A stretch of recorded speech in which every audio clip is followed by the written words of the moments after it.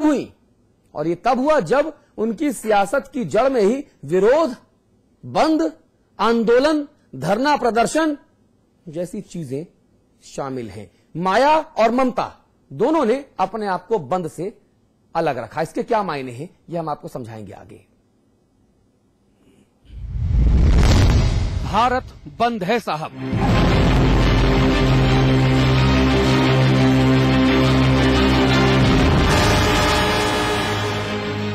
Diesel की कीमतों में बढ़ोतरी, रसोई गैस की राशनिंग और रिटेल सेक्टर में 51% एफडीआई के विरोध में पूरे भारत में ताला लगा है। लिहाजा सड़कों पर सन्नाटा पसरा है।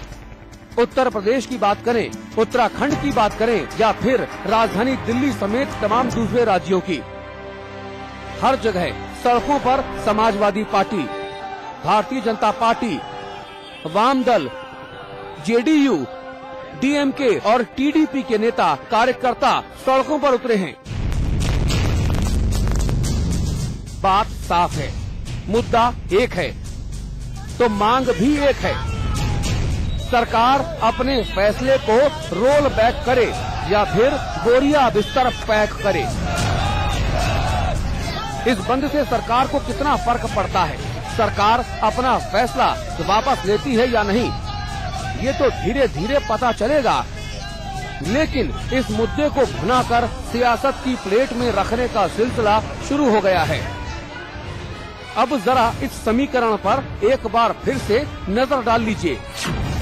समाजवादी पार्टी, भारतीय जनता पार्टी, वाम दल, डीएमके, जेडीयू, टीडीपी, सियासत की समझ रखने वालों के लिए इससे दुर्लभ समीकरण शायद ही कभी देखने को मिला हो।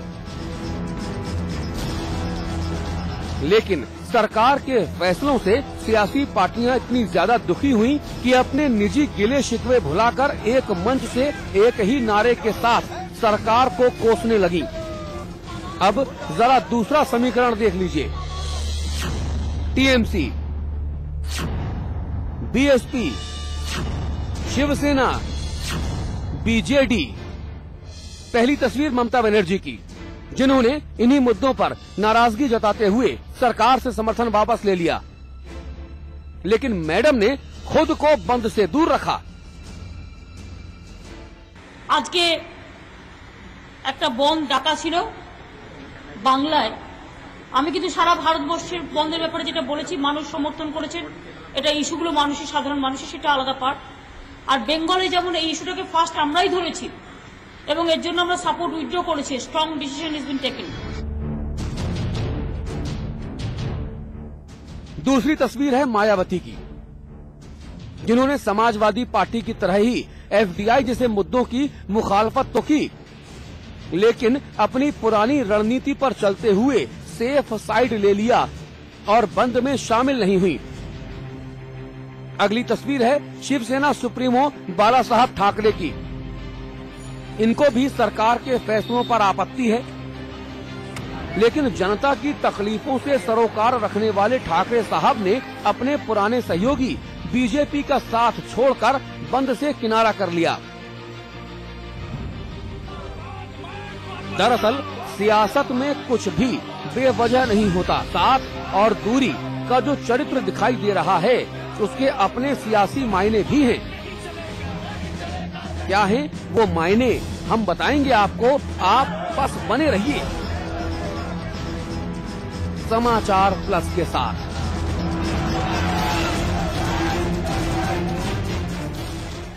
जी, तो ये जो सियासी मायने हैं, कौन किसकी टांग खींच रहा है, कौन कहां पर राजनीतिक रोटियां सेकने का जुगाड़ कर रहा है, कौन किसके चूल्हे पर अपनी रोटी सेक रहा है, ये सब कुछ हम आपको बताएंगे इस 1 घंटे की मेगा कवरेज में।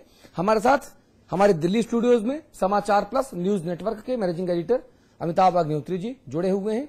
हम आपको देहरादून लेके चलेंगे। हमारे साथ श्री उमेश अग्रवाल जुड़ेंगे, आप वरिष्ठ व्यापारी नेता हैं। इसके अलावा हम आपको लखनऊ लेके चलेंगे, रविदास मल्होत्रा साहब जुड़ेंगे लखनऊ से, आप समाजवादी पार्टी के विधायक हैं। नरेंद्र सिंह राणा जुड़ेंगे, आप बीजेपी के नेता हैं। और दिल्ली में वरिष्ठ कांग्रेसी नेता रशीद मसूद भी हमारे साथ कुछ देर बाद जुड़ेंगे। उमेश अग्रवाल जी, पहले मैं आपके पास आना चाहूंगा, क्या हासिल हुआ आज बंद से आपको? आज हमें बंद से यह हासिल हुआ कि आज हमने केंद्र सरकार के खिलाफ एक हुंकार छेड़ी है। केंद्र सरकार को ये जता दिया है कि आपने जिस प्रकार से एफडीआई के कानून को लगाया है उसके खिलाफ पूरा देश का व्यापारी लामबंद है। हम इस एफडीआई के कानून का पुरजोर विरोध करते हैं। ये कानून जिस प्रकार से लगाया गया है इससे सीधे सीधे हमारा होलसेलर का व्यापारी, हमारा इंडस्ट्री का व्यापारी, हमारा रिटेलर व्यापारी सबके सब सड़कों पर आ जाएंगे। सारा व्यापार हम लोगों का समाप्त होगा।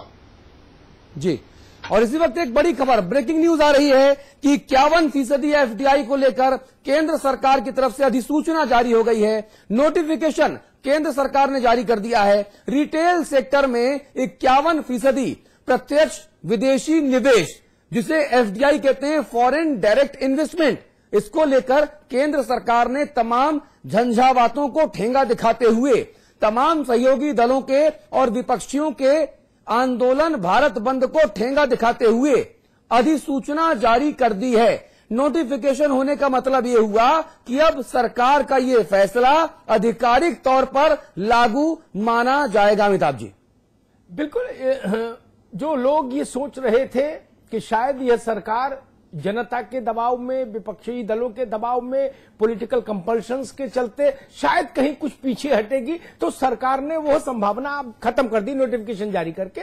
और यही बात पिछले 3 दिनों से चिदम्बरम साहब कह भी रहे थे कि रोल बैक को भूल जाइए, अपनी सुई को वहां मत अटकाइए, बहुत सोच समझ के फैसला किया, वही टिकेंगे। तो आज सरकार ने ये नोटिफिकेशन कल भी जारी हो सकता था, कल सुबह सरकारी दफ्तर खुलने के बाद भी हो सकता था, लेकिन सरकार ने भी आज का मुहूर्त इसीलिए चुना कि उत्तर बिल्कुल साफ जाना चाहिए कि सरकार वहां दृढ़ है जहां वो खड़ी थी।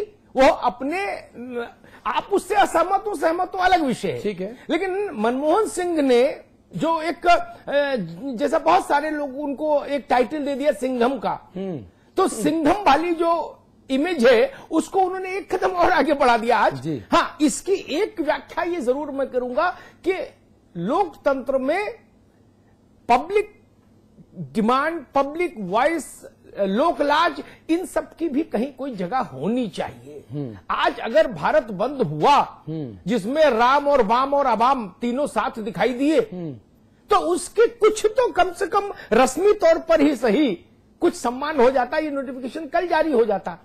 लोकतंत्र में टकराव की मुद्रा सरकार के लिए ठीक नहीं होती। जी, उमेश अग्रवाल जी, ठेंगे पर रख दिया सरकार ने आपको, और आप लोग, आप बीजेपी के तरफ से भी उस नुमाइंदगी में शामिल थे, आप व्यापारी नेता के तौर पर भी उस दल में शामिल थे जो विरोध कर रहा था, तमाम नीतियों का बंद करवा रहा था। चाहे सपा हो, चाहे एनडीए हो, चाहे दूसरे दल हो, वाम दल हो, जो तमाम दल पूरे भारत देश में बंद कराने के लिए आज सुबह 6 बजे से लेकर अब तक पसीने बहा रहे थे, सरकार ने उनको एक झटके में ठेंगा दिखा दिया। 2 लाइनों का नोटिफिकेशन जारी हुआ और आपकी मेहनत पर पानी फिर गया।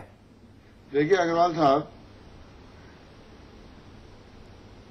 साहब, मेरा इसमें ये कहना है जी कि जिस प्रकार से सरकार ने आज नोटिफिकेशन जारी किया और समस्त व्यापार मंडल को, समस्त राजनीतिक दलों को या जनता की भावनाओं को ठेंगा दिखाते हुए एक सीधा जिसे कहते हैं हथौड़ा ठोका है।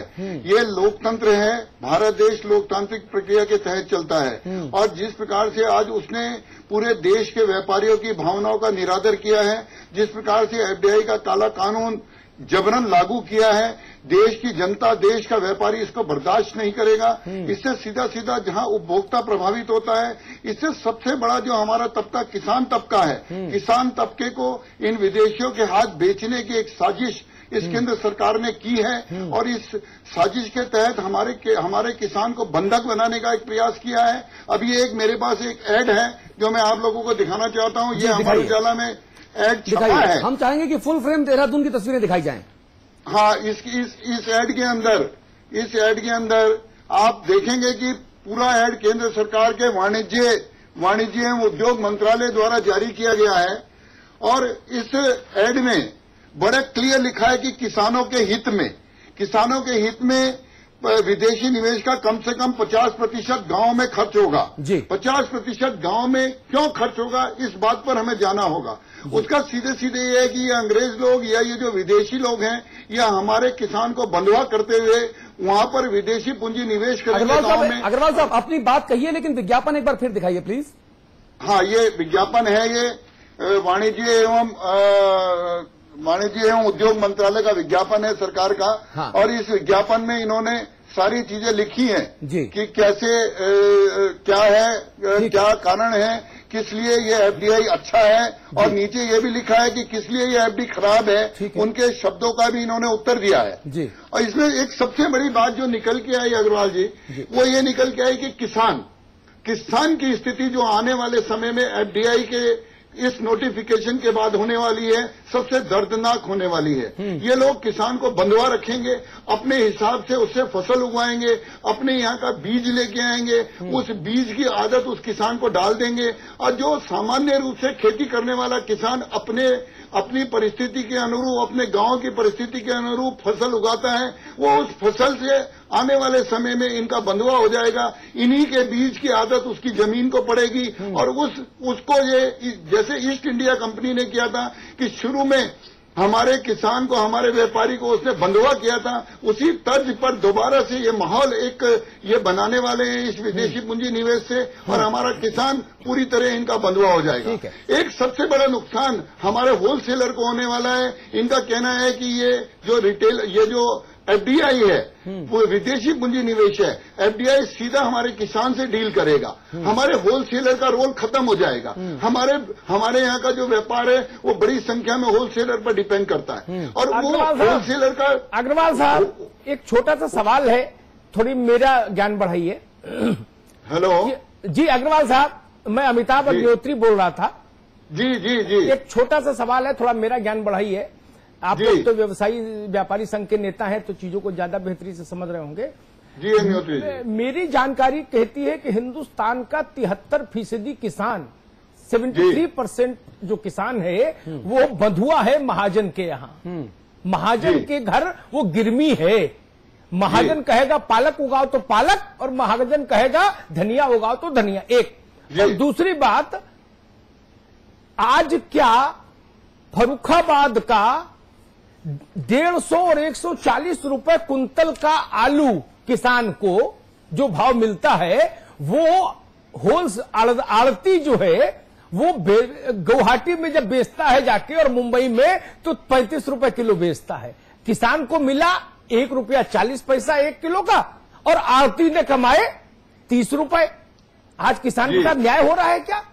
सिर्फ इस पर थोड़ा सा ज्ञान बढ़ा दीजिए। आड़ती यानी बिचौलिया? नहीं। हाँ। आड़ती का मतलब बिचौलिया। हाँ। जो बिचौलिए की अग्निहोत्री जी, जो उसकी वैल्यू है वो अपनी एक कमीशन की वैल्यू है। वो 3%, 2%, 4% पे अपनी मंडी समिति लेता है, मंडी की कमीशन लेता है। इससे ऊपर हमारे होलसेलर की कोई वो नहीं है कि उससे ज्यादा वो लेता हो। और जहां तक आपने कहा कि हमारा किसान महाजन के यहाँ बंधक है, अगर वो महाजन के अभी बंधक है तो वो अपने हिंदुस्तानी महाजन के यहाँ बंधक है, वो उसकी परेशानी को भी देखता है। लेकिन ये विदेशी लोगों से बंधक में फर्क कर रहे हैं, मतलब ठीक है, गुलामी में फर्क करेंगे, काले की सफेद की। लेकिन खैर इसमें एक मेरा साथ थोड़ा सा रिज्वाइंडर है अग्रवाल साहब।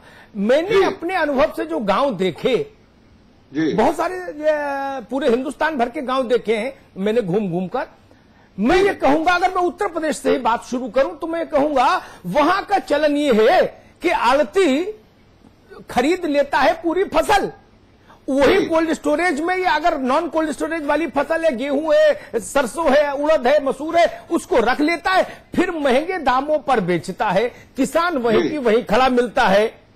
उसको जब भी बिटिया की शादी करनी होती है तो जमीन गिरवी रखनी पड़ती है, वो कितनी भी फसल उगा ले।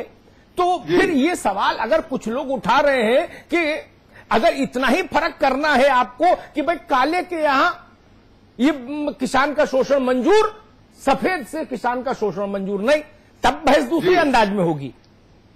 और तर्क पर बहस हो तो दूसरे अंदाज में होगी। आप अभी ये नहीं, उमेश जी, अभी आप ये नहीं इंगित कर पा रहे कि एफडीआई से रियल खतरा किसान को नहीं, एफडीआई से रियल खतरा है, इस बात को समझिए, रियल खतरा है रोजगार के अवसरों को। देखिए, भारत में गांधी ने कहा था कि कम पूंजी ज्यादा श्रम निवेश वाले धंधे ठीक हैं। आज आपको मैं बताऊं, हिंदुस्तान में जो एम्प्लॉयमेंट जनरेशन वाला सेक्टर है उसमें सबसे टॉप पर है, नंबर 1 पर है रिटेल सेक्टर। और जब आप उसको मोनोपोलाइज कर देंगे तो रोजगार के